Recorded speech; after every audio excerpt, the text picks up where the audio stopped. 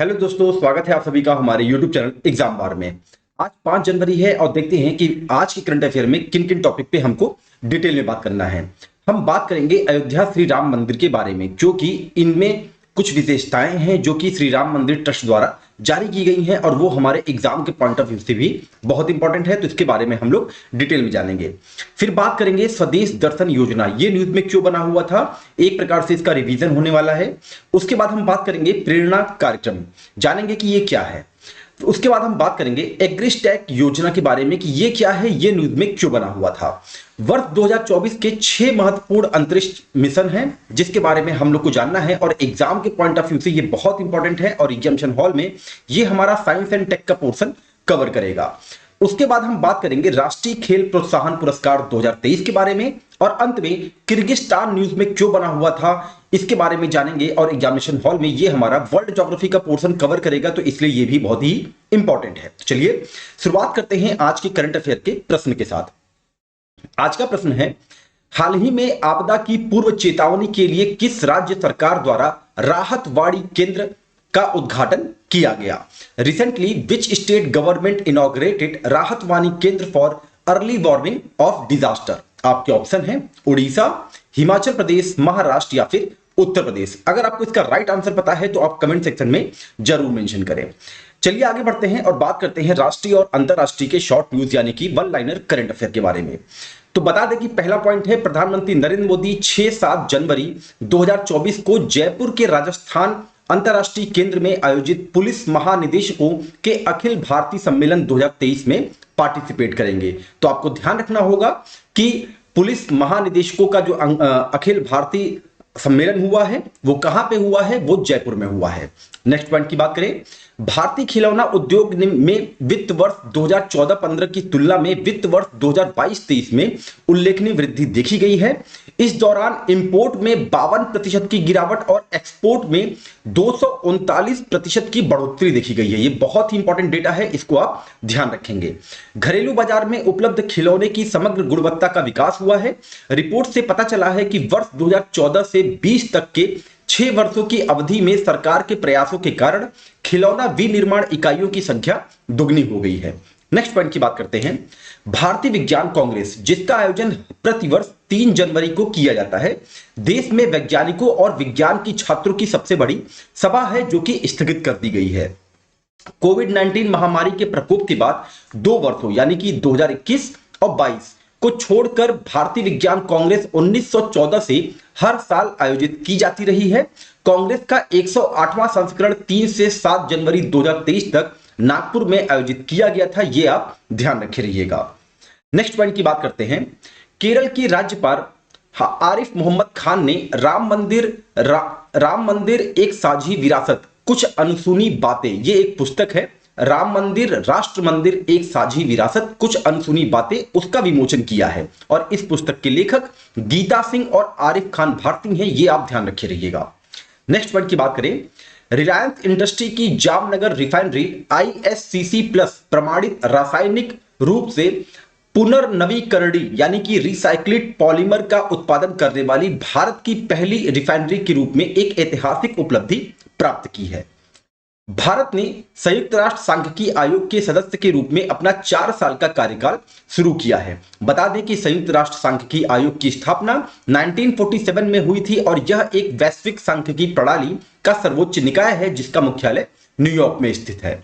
Next point की बात करें, उड़ीसा में वन विभाग ने चंदका दंपारा वन्यजीव अभ्यारण्य में लोगों और विशेष रूप से छात्रों और शोधकर्ताओं के लिए एक रात्रि पथ योजना बनाई है। तो आपको यह भी ध्यान रखना है कि चंदका दंपारा वन्यजीव अभ्यारण्य कहां पे है, उड़ीसा में है।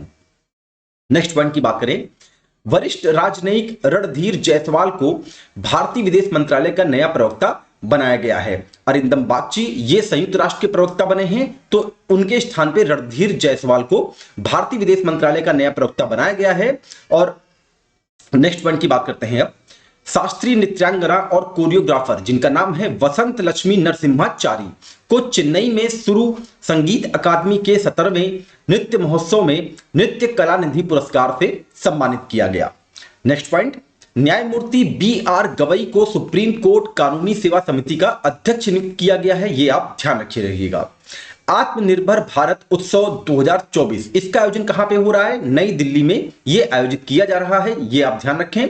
उत्तर प्रदेश में आपदा की पूर्व चेतावनी के लिए राहतवाड़ी केंद्र का उद्घाटन किया गया। तो आज के प्रश्न का आंसर भी उत्तर प्रदेश है, यानी कि ऑप्शन डी हमारा सही होगा। नेक्स्ट पॉइंट की बात करते हैं। हिमाचल प्रदेश राज्य सरकार ने सिरमौर जिले के ट्रांसगिरी क्षेत्र के हाटी समुदाय को अनुसूचित जनजाति यानी कि एसटी दर्जा देने के लिए अधिसूचना जारी किया गया है। तो एग्जाम के पॉइंट ऑफ व्यू से आपको ध्यान रखना है कि हाटी समुदाय का संबंध किस राज्य से है? हिमाचल प्रदेश से है। नेक्स्ट पॉइंट की बात करें। खेल मंत्री अनुराग सिंह ठाकुर ने केंद्र शासित प्रदेश दीव के घोघला बीच पर बीच गेम्स का उद्घाटन करते हैं। तो बीच गेम्स का उद्घाटन कहां पे होता है? घोघला बीच पे, जो कि दीव में पड़ता है, ये आप ध्यान रखे रहिएगा। भारत और दक्षिण अफ्रीका के बीच केप टाउन में 147 साल के इतिहास का सबसे छोटा 107 ओवर का क्रिकेट टेस्ट मैच खेला गया। दक्षिण अफ्रीका ने एक ही दिन में 2 बार बल्लेबाजी की। मैच के पहले दिन 23 विकेट गिरा था और दूसरे दिन 10 अतिरिक्त विकेट गिरे थे। भारत न्यूजीलैंड टेस्ट 7 विकेट से जीतने में सफल रहा और सीरीज 1-1 से बराबरी की है। वहीं पे रोहित शर्मा केप टाउन में टेस्ट मैच जीतने वाले पहले एशियाई कप्तान बन गए हैं, ये आप ध्यान रखे रहिएगा। अब बात करते हैं अयोध्या श्री राम मंदिर के बारे में। यहां से कुछ इंपॉर्टेंट पॉइंट हैं जो कि हमारे एग्जाम के लिए इंपॉर्टेंट हो सकते हैं, उसको आपको ध्यान रखना है। तो न्यूज यह है कि श्री राम मंदिर जन्मभूमि तीर्थ क्षेत्र ट्रस्ट ने अयोध्या श्री राम मंदिर की विशेषता गिनाई है। राम मंदिर पारंपरिक नागर शैली में बनाया गया है, ये आप ध्यान रखेंगे। और ये मंदिर 3 मंजिला का रहेगा। प्रत्येक मंजिल की ऊंचाई 20 फीट रहेगी। मंदिर में कुल 392 खंबे और 44 द्वार लगे हुए हैं। इसकी पूर्व पश्चिम 380 फीट, चौड़ाई 250 फीट और ऊंचाई 161 फीट है, ये आप ध्यान रखिएगा। अक्सर जो है ऊंचाई पे ध्यान दिया जाता है। तो यहां पे जो आपको पॉइंट मिल रहा है वो ये है कि मंदिर नागर शैली में है, 3 मंजिला रहेगा और इसकी ऊंचाई कितनी है? 161 फीट है। मंदिर के चारों ओर आयताकार परकोटा रहेगा। परकोटा के चारों कोनों पर सूर्यदेव, मां भगवती, गणपति, भगवान शिव को समर्पित 4 मंदिरों का निर्माण होगा। उत्तरी भुजा में मां अन्नपूर्णा व दक्षिणी भुजा में हनुमान जी का भी मंदिर रहेगा। मंदिर में 5 मंडप रहेंगे। अब ये आपको ध्यान रखना है, 5 मंडप रहेंगे। कौन कौन से? रंग मंडप, कीर्तन मंडप, नृत्य मंडप, सभा मंडप और प्रार्थना मंडप, ये आप ध्यान रखे रहिएगा। अब आगे बढ़ते हैं और बात करते हैं स्वदेश दर्शन योजना के बारे में कि ये न्यूज में क्यों बना हुआ था। तो न्यूज ये है कि पर्यटन मंत्रालय ने डेब्रीगढ़ वन्य जीव अभ्यारण्य को स्वदेश दर्शन 2.0 योजना में शामिल किया है, इसीलिए स्वदेश दर्शन योजना न्यूज में बना था। स्वदेश दर्शन 2.0 योजना का उद्देश्य पर्यटन और आतिथ्य में निजी क्षेत्र के निवेश में वृद्धि की परिकल्पना करना है। इस योजना को देश में टिकाऊ और जिम्मेदार पर्यटन स्थलों को विकसित करने के लिए भारत सरकार के पर्यटन मंत्रालय द्वारा वर्ष 2015 में लॉन्च किया गया था। इसको आप ध्यान रखे रहिएगा। और यह योजना 100% केंद्र पोषित योजना है, यह भी आप ध्यान रखेंगे। नेक्स्ट पॉइंट की बात करते हैं, प्रेरणा कार्यक्रम ये न्यूज में क्यों बना हुआ था।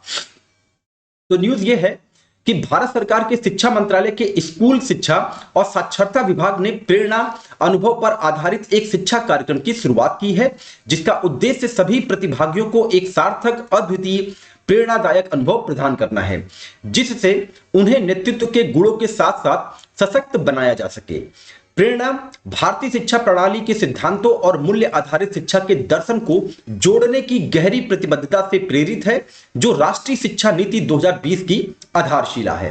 प्रेरणा 9वीं से 12वीं कक्षा के चयनित छात्रों के लिए 1 सप्ताह तक चलने वाला आवासीय कार्यक्रम है, ये आप ध्यान रखेंगे। प्रेरणा कार्यक्रम भारत के सबसे पुराने शहरों में से एक वर्ष 1888 में गुजरात के मेहसाणा जिले के वडनगर में स्थापित वर्नाक्युलर स्कूल से शुरू होगा। आईआईटी गांधीनगर द्वारा तैयार प्रेरणा स्कूल का पाठ्यक्रम 9 मूल्यों पर आधारित विषयों पर बना हुआ है। अब ये 9 मूल्य कौन कौन से हैं? स्वाभिमान और विनय, शौर्य और साहस, परिश्रम और समर्पण, करुणा और सेवा, विविधता और एकता, सत्यनिष्ठता और शुचिता, नवाचार और जिज्ञासा, श्रद्धा और विश्वास और स्वतंत्रता और कर्तव्य, ये इसके 9 मूल्य होंगे। ये तो रही बात प्रेरणा कार्यक्रम की। अब आगे बढ़ते हैं और बात करते हैं एग्री स्टैक योजना, ये क्या है, ये न्यूज में क्यों बना हुआ था। तो न्यूज ये है कि केंद्रीय मंत्री सूर्य प्रताप शाही ने लखनऊ में रबी 2023-24 ई खसरा पड़ताल एवं परिवर्तित मोबाइल ऐप का शुभारंभ करते हैं। उन्होंने कहा कि एग्रीस्टैक योजना के तहत ई खसरा पड़ताल भारत सरकार की एक परियोजना है जिसका उद्देश्य भारत के कृषि पारिस्थितिकी तंत्र का डिजिटल प्रारूप तैयार करना है। तो आपको ध्यान रखना चाहिए कि रबी 2023-24 ई खसरा पड़ताल एवं परिवर्तित मोबाइल ऐप ये जो है उत्तर प्रदेश से रिलेटेड है और साथ ही एग्रीस्टैक योजना के तहत इसको लॉन्च किया गया है। एग्रीस्टैक प्रौद्योगिकियों और डिजिटल डेटाबेस का एक संग्रह है जो किसानों और कृषि क्षेत्र पर केंद्रित है। एग्रीस्टैक किसानों को कृषि खाद्य मूल्य श्रृंखला में एंड टू एंड सर्विसेज प्रदान करने के लिए एक एकीकृत मंच तैयार करता है। कृषि मंत्रालय ने 6 राज्यों के 100 गांवों के लिए एक पायलट कार्यक्रम चलाने हेतु माइक्रोसॉफ्ट के साथ एग्रीस्टैक योजना के लिए एक समझौता ज्ञापन पर हस्ताक्षर किया था। ये आप ध्यान रखिएगा। अब आगे बढ़ते हैं और बात करते हैं वर्ष 2024 के जो 6 महत्वपूर्ण अंतरिक्ष मिशन है उसके बारे में। यूरोपा क्लिपर नासा का एक मिशन है जो कि नासा द्वारा लॉन्च किया जाएगा। बृहस्पति के सबसे बड़े चंद्रमाओं में से एक यूरोपा का यह पता लगाएगा।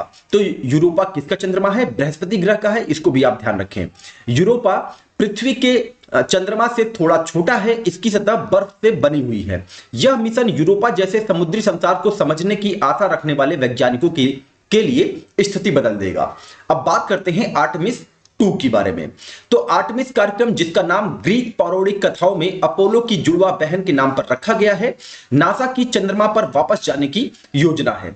यह 1972 के बाद पहली बार इंसानों को चंद्रमा पर भेजेगा, जिसमें पहली महिला और पहला रंगीन व्यक्ति शामिल होगा। ये आप ध्यान रखेंगे। आर्टेमिस 2 इस योजना में पहला चालक दल वाला कदम है, जिसमें 10 दिवसीय मिशन के दौरान 4 अंतरिक्ष यात्रियों को शामिल करने की योजना है। यह मिशन आर्टेमिस 1 पर आधारित है, जिसने 2022 के अंत में चंद्रमा के चारों ओर एक मानव रहित कैप्सूल भेजा था। अब बात करते हैं वाइपर के बारे में। वाइपर का अर्थ है volatiles investigating polar exploration rover. यह एक गोल्फ कोर्ट के आकार का रोबोट है जिसका उपयोग नासा 2024 के अंत में चंद्रमा के दक्षिणी ध्रुव का पता लगाने के लिए करेगा। इस रोबोटिक मिशन को वाष्पशील पदार्थों की खोज के लिए डिजाइन किया गया है। नेक्स्ट की बात करते हैं लूनर ट्रेल ब्लेजर और प्राइम 1। नासा ने हाल ही में सिंप्लेक्स नामक एक छोटे कम लागत वाले ग्रहीय मिशनों की एक श्रेणी में निवेश किया है जो ग्रही अन्वेषण के लिए छोटे नवीन मिशनों के लिए है। ये मिशन अन्य लॉन्चों पर टैग करके लागत बचाते हैं, जिसे राइड शेयर या सेकेंडरी पेलोड कहा जाता है। वाइपर की तरह लूनर ट्रेल ब्लेजर चंद्रमा पर पानी की तलाश करेगा और प्राइम 1 चंद्रमा में ड्रिल करेगा। ये आप ध्यान रखे रहिएगा। अब बात करते हैं MMX मिशन के बारे में। तो मंगल ग्रह के चंद्रमाओं फोबोस और डेमोस का अध्ययन करने के लिए जाक्सा जो है जापान की अंतरिक्ष एजेंसी है, MMX मिशन की अवधारणा रखता है। अंतरिक्ष यान फोबोस और डोमोस का निरीक्षण करने के लिए विज्ञान संचालन करते हुए मंगल ग्रह के चारों ओर 3 साल यह बिताएगा और MMX मिशन फोबोस की सतह पर उतरेगा और पृथ्वी पर लौटने से पहले एक नमूना एकत्र करेगा। अब नेक्स्ट की बात करते हैं हेरा मिशन की। तो हेरा मिशन यूरोपीय अंतरिक्ष एजेंसी का डिमोर्फोस क्षुद्र ग्रह प्रणाली पर लौटने का एक मिशन है जिसका नासा के डार्ट मिशन ने 2022 में दौरा किया था। तो ये तो है 6 महत्वपूर्ण अंतरिक्ष मिशन जो 2024 में होने वाले हैं। अब बात करते हैं राष्ट्रीय खेल प्रोत्साहन पुरस्कार के बारे में। तो युवा मामले और खेल मंत्रालय ने राष्ट्रीय खेल प्रोत्साहन पुरस्कार 2023 की घोषणा की है। अब ये किसे दिया गया? उड़ीसा माइनिंग कॉर्पोरेट लिमिटेड को कॉर्पोरेट सामाजिक जिम्मेदारी के माध्यम से खेलों को प्रोत्साहन देने की श्रेणी में सम्मानित किया गया है। वहीं जैन डीम्ड यूनिवर्सिटी बैंगलोर को उभरती युवा प्रतिभाओं की पहचान और उन्हें प्रोत्साहन देने के लिए सम्मानित किया गया है राष्ट्रीय खेल प्रोत्साहन पुरस्कार 2023 से। इसको आप ध्यान रखे रहिएगा। अब आगे बात करते हैं किर्गिस्तान के बारे में कि यह न्यूज में क्यों बना हुआ था। तो न्यूज यह है कि किर्गिस्तान ने औपचारिक रूप से हिम तेंदुए को अपने राष्ट्रीय प्रतीक के रूप में नामित किया है। तो हिम तेंदुआ अब किसका राष्ट्रीय प्रतीक है? किर्गिस्तान का है। यह आप ध्यान रखे रहिएगा, जो संरक्षण और पारिस्थितिकी संतुलन बनाए रखने के लिए उसके प्रति समर्पण को रेखांकित करता है। अब बात कर लेते हैं किर्गिस्तान के बारे में। किर्गिस्तान मध्य एशिया का एक स्थल रूध यानी कि लैंडलॉक कंट्री है, जो उत्तर पश्चिम और उत्तर में कजाकिस्तान, पूर्व और दक्षिण में चीन और दक्षिण और पश्चिम में तजाकिस्तान और उज्बेकिस्तान से घिरा हुआ है। इसकी राजधानी बिश्केक है। ये कई बार एग्जाम में आया है, इसको भी आप ध्यान रखें। किर्गिस्तान फरगान घाटी को उज्बेकिस्तान और तजाकिस्तान के साथ साझा करता है, इसको भी आप ध्यान रखे रहेंगे।